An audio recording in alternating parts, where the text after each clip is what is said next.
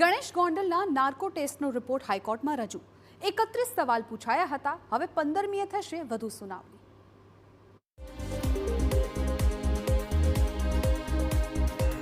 રાજકુમાર મૃત્યુ કેસમાં ગણેશ ગોંડલના કરાયેલા નાર્કો ટેસ્ટના રિપોર્ટમાં નવો વળાંક આવ્યો.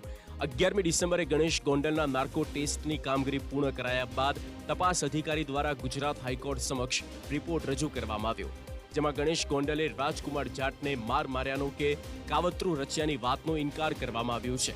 નાર્કો ટેસ્ટ માટે ગણેશને 31 સવાલ પૂછવામાં આવ્યા, જેમાં બનાવ, મારામારી અને ફેટલ એક્સિડન્ટ સહિતના પ્રશ્નો પૂછાયા હતા. આ કેસમાં 5 ડિસેમ્બરે રાજકોટની કોર્ટે ગણેશ ગોંડલનો નાર્કો ટેસ્ટ કરવાની મંજૂરી આપી હતી અને જેના પગલે હવે ગણેશ ગોંડલનો 11 ડિસેમ્બરે ગાંધીનગરમાં નાર્કો ટેસ્ટ શરૂ કરવામાં આવ્યો હતો. બીજી તરફ રાજકુમાર જાટના વકીલ દ્વારા નાર્કો એનાલિસિસ રિપોર્ટની માંગ કરવામાં આવી. અરજદાર પક્ષના વકીલને નાર્કો એનાલિસિસ રિપોર્ટની કોપી આપવા કોર્ટે પણ હુકમ કર્યું છે. હાઈકોર્ટમાં આ કેસની વધુ સુનાવણી આગામી 15મી જાન્યુઆરીએ યોજાશે.